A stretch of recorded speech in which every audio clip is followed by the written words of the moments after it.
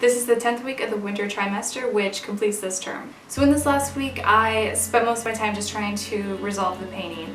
I spent a lot of time working on Catherine's portrait. I noticed that there are some really fine brush hairs that have made its way into the paint that have dried in there. So the surface area of her face is really bugging me because I can see it, but I think it's okay because you only see it if you get like really right out close to it. But if you're standing back where you should be, you can't really tell that it's even there. And like I've talked about in a lot of my other videos, I spent a lot of time, especially in this last week, really just trying to make sure that the light gradually flows all the way down her body.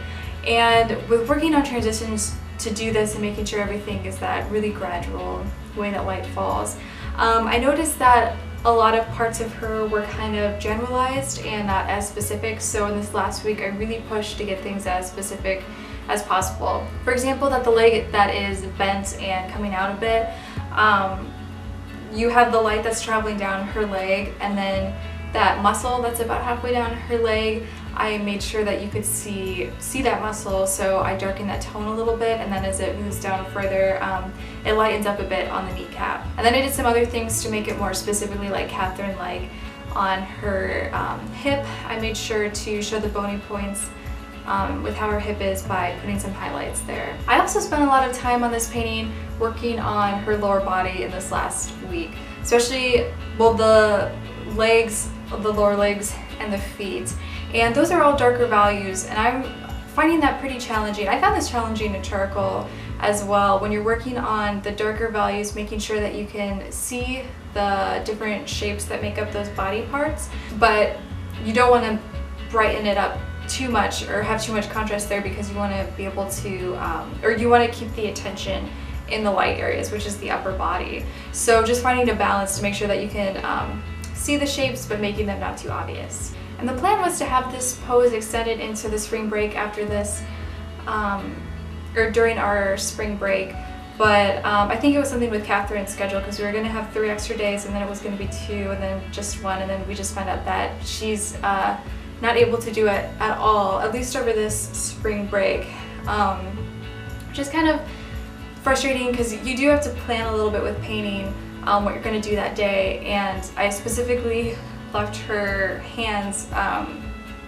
hoping that I could work on it on those days that we're going to extend it to, and I just need like 1 more day just to like get another pass over the hands, because I'm not really happy with how they are right now. Matt said he's going to try and figure something out. Maybe he can hire her for a Saturday or something like that, but nothing's set yet, so I don't know if that's going to happen. So I'm just going to say that I'm done with this painting, so I'm going to be making a separate video on just the project with more details on it, and I'll show a lot of close-ups of the paint surface as well, so you can kind of see how that looks like. And so if anyone has a specific question or anything on this painting, please let me know in the comments in this video, and then I'll try to address them when I make the video for the one that's just on Catherine. Okay, and then for my cast project, I'm finally painting the cast project, which is so exciting. The transfer drawing took me, it was either 2.5 weeks or 3 weeks to complete, and I'm finally painting it now, which I'm absolutely loving. Painting it is drawing it's fun, but painting it is a lot more fun. So I finished my transfer drawing, and so I transferred it to the canvas, and I took some pictures of the progress of how I did that, if anyone's unfamiliar with the method of transferring, or at least the method that I use for transferring it.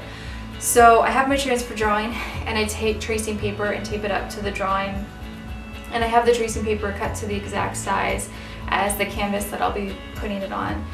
So then I take a Sharpie and I will trace the big structural lines that make up the cast.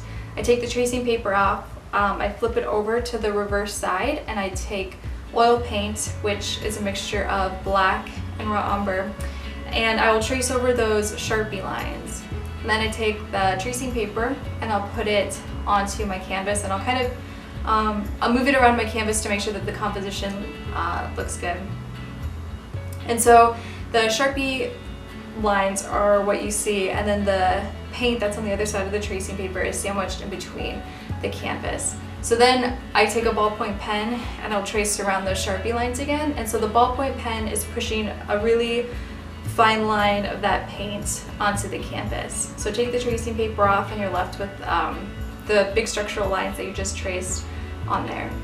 And then for the rest of the week with this cast painting, I was just working on the first wash on this. So just showing the shadow shapes and the light shape. And I really like doing washes because I think it's really fun how just with using so little, just that one color of that black and raw umber mixture, you can really do a lot with doing very little, or more keeping it really simplified. You can show a lot, which is, I think, is really, really cool.